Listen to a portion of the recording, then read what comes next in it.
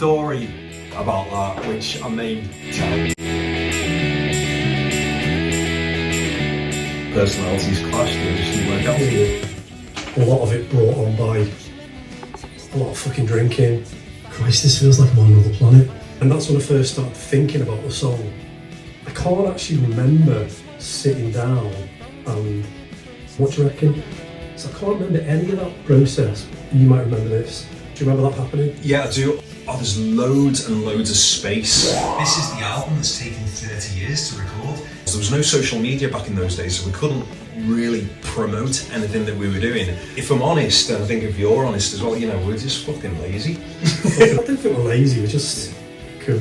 The laziest band in the world. We're fucking adults now. I'm doing the life stuff. See, the way I look at this is that what you truly love always comes back to find you. Yeah.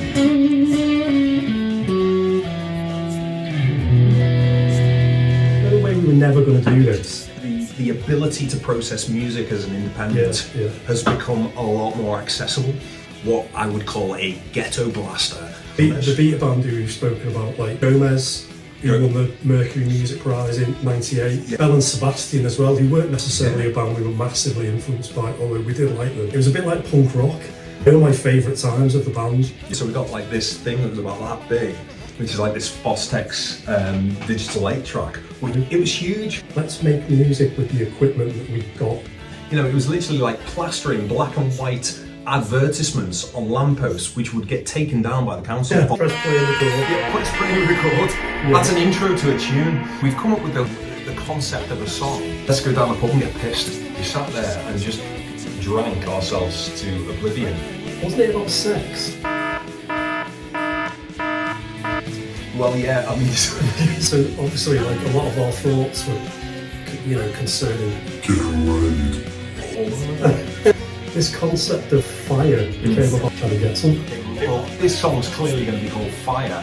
Fire became a sort of analogy for sex. Cold sore. Cold sore. Cold sore.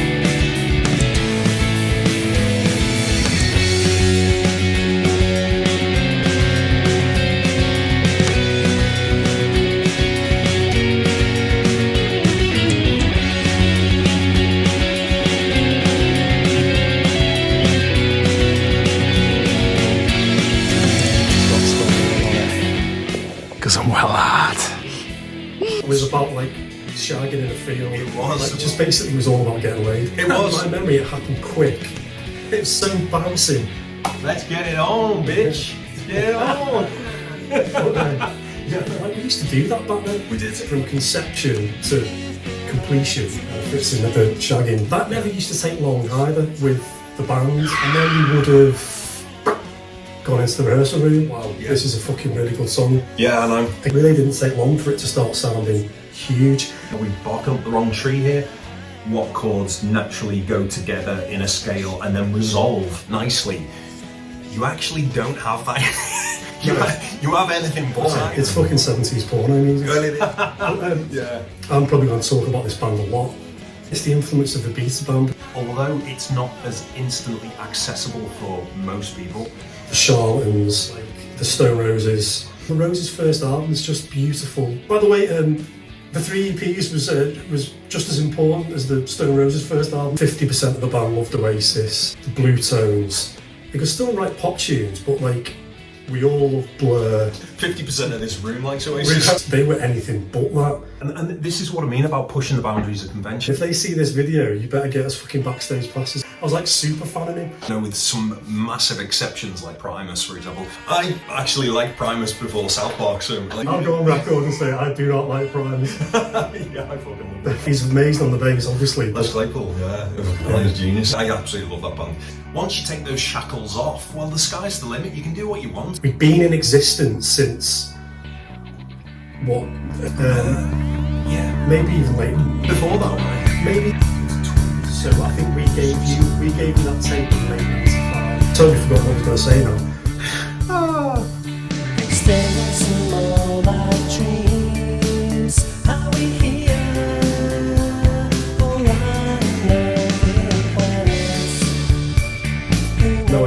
what I was going to say was, It's quite rich, the album, put it that way. Me and Phil are in love.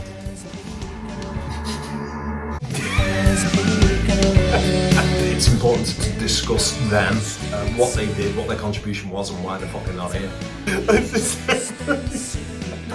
Phil's all going red. Don't. I was talking to a man off the street. He said, my son, I'm bored. I was waiting for a girl of the night. She said, I'm sorry I'm late.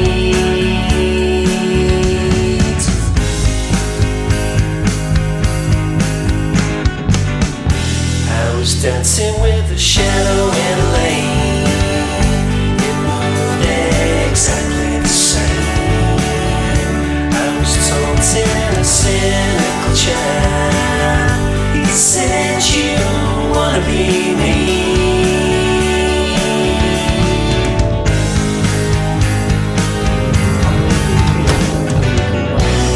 Put that bit back in. Where? Is that easy to do? Yeah. Okay, yeah. I mean, it's rolling, we might as well just fucking do it. So let me just tell you a little bit about my feelings about The Only One. The Only One. Yeah, no, fucking hell. How long does it take to go silent? I can't work that through. I've done this a million times. What? Just tell me it's raining. What, you get a beep if it's raining? Fucking hell, I can't stop. Oh god, I don't have any sounds on my phone. Apart from the bat. Yes. This was after Josh had left the band. Not that I think it's a bad tune, but I have to be honest, what we'd done on New Year's Eve. Do you remember that session? It's almost like a coming of age song. Our friend group had sort of depleted and changed. It's kind of a depressing song really, because it's all like nothing's the same. Are these the faces on which I can cry? These aren't my mates.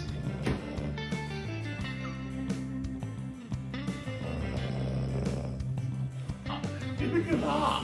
What? Look at that. What is it?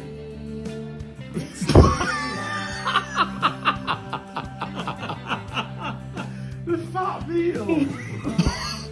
Oh my god, let me take a picture.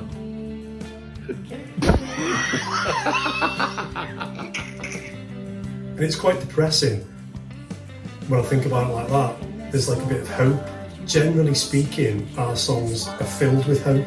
Yeah. Exuberant Liverpool sound. But there is hope because this person's now part of my life, sort of thing. The chord progression in the song was enough to carry the song forwards. I can't remember a thing about this song. It was a good song and it was a catchy song. Yeah, a little bit of filler. And I just thought it had this like melancholy. It reminds me of Liverpool in the winter.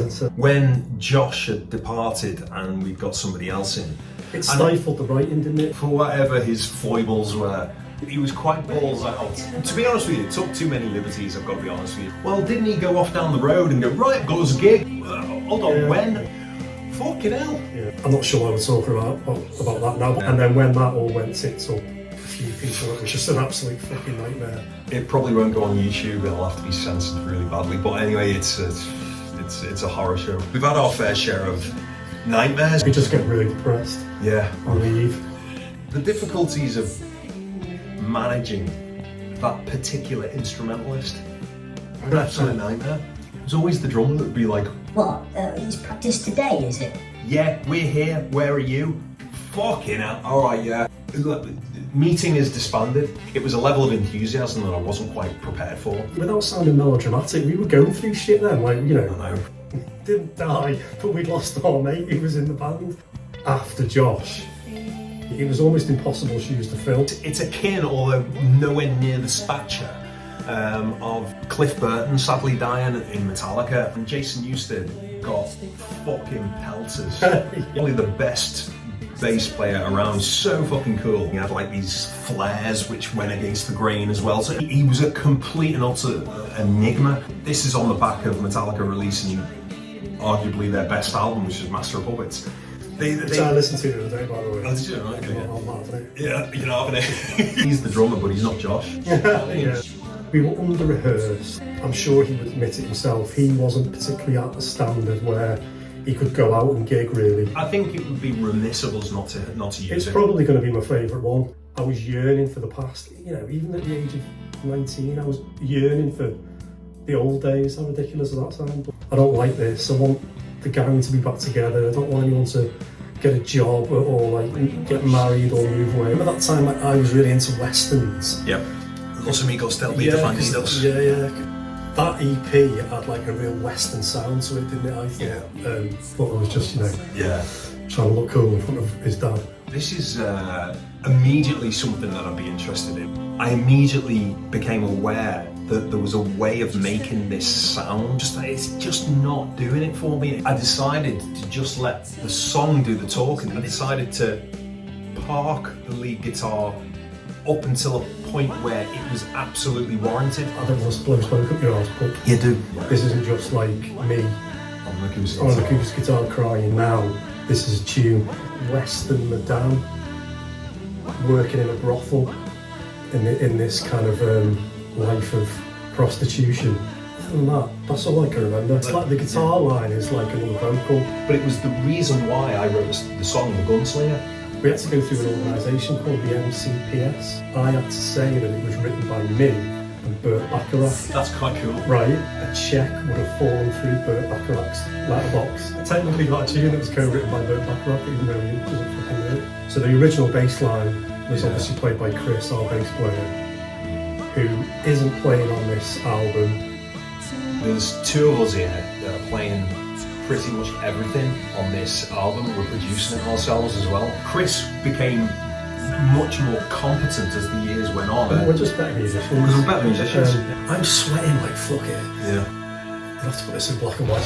It's a sign of the times. One of the reasons for that is because the equipment's shit. I'm sure he'll forgive me for saying this. His playing wasn't that clean. So I'm listening to like a not very well played bass line over really, really crappy technology. In the end, it just became a thankless task. Well, so there's a funny story about that actually. So, fucking hell, this is going to be a nightmare, isn't it? Because I know he's a lazy bastard and he wouldn't have done this himself. I'm lazy. For the past 12 months my life has been so hazy. I'm tired. And for the last half time I've been so tired. Waking at night.